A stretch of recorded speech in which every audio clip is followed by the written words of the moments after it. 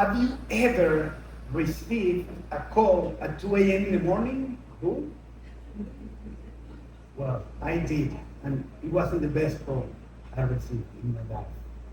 La depresión se está desplazando. Me temo que va a ser muy fuerte. Estamos hablando de un deterioro de cerca del 98% de la infraestructura de la isla de Providencia.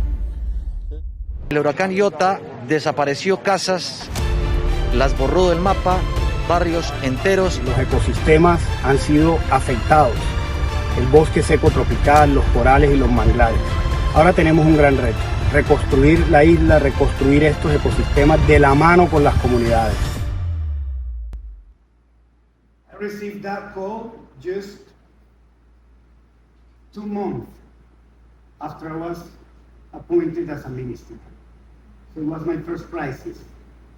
A hurricane category 5 in Providencia Island. We never have had a hurricane before in Colombia. It was the first time. And you know, every hour after that call, it was category 1, category 2, category 3. And then the day after, we just arrived to the island with the president, with my colleague ministers, to see what was happening there, what happened there at that time. So the first thing that you think about when you go after a hurricane is how many people is dead. And then you start working to bring energy, health, water, sanitation, but normally no one thinks about what happened to the ecosystems. So that's what we had at that time. Nearly 2,000 homes totally destroyed. Almost 100% of the people were affected. 70% of the mangroves in Providencia and Santa Catalina were affected. 60% of the coral reefs. 90% of the tropical dry forest destroyed, and 95% of the beaches devastated. And then we started thinking about how to recover an island, how to recover this, that was the main topic, the main issue for the people of the island, for the economy of the island. And then that's why at that moment I realized as a minister, but as a human being, that we must invest in climate resilience and nature-based solutions.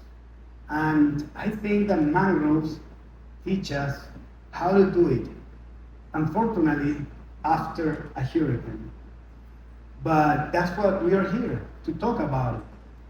And the day after, I had the opportunity to meet this guy. He was one of the tallest guys of the island. They call him Big Boy. Really, Big Boy.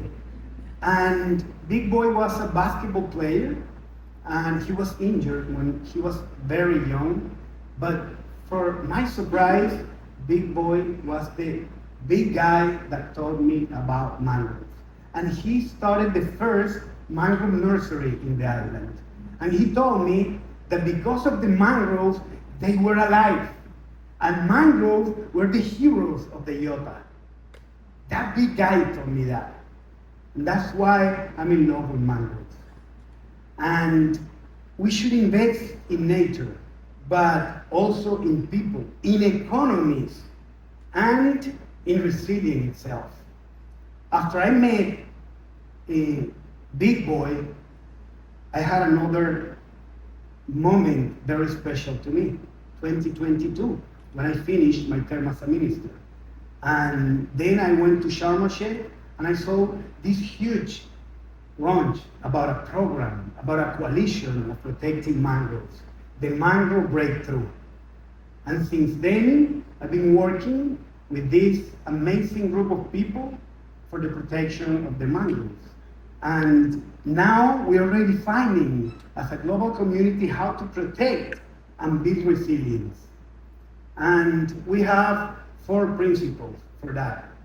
We need to halt loss, no more deforestation, no more deforestation. We have lost 1.1 million hectares of mangroves in the last 30 years. So now we have to restore half of what we have lost in the last 30 years. We need to restore 400,000 hectares. And then to double the protection, because only 40% of the mangroves are in protected areas. So we need to double that to 80%. And of course, we need to conserve and protect 15 million hectares of mangroves all over the world. That's what we have, all we have. And we need resources, we need money. So our ambition is bold, $4 billion by 2030. A very small amount of resources that we need. Because if we compare with the 100 billion or 300 billion that we need per year for climate, that's 0.01 of all that money that we need. So we need to do it together, and the Mangrove Breakthrough is a huge coalition that have the capacity. We have the infrastructure to large-scale catalytic funding to put or position mangroves in the central point to protect and to promote economies and, of course, coastal communities. Now, we have said it all. We have global organizations, local institutions, financial institutions, NGO, corporate, philanthropies, and of course, very strong governance for the breakthrough. And then, now, we have more than 40 governments, national governments and subnational governments. And I'm so happy about this, because now here in Belém, there's a lot of governors and mayors, not only presidents and ministers, but also local authorities, talking about mangroves, talking about blue carbon, talking about communities, talking about economies. And that's what we do at the Mangrove Breakthrough.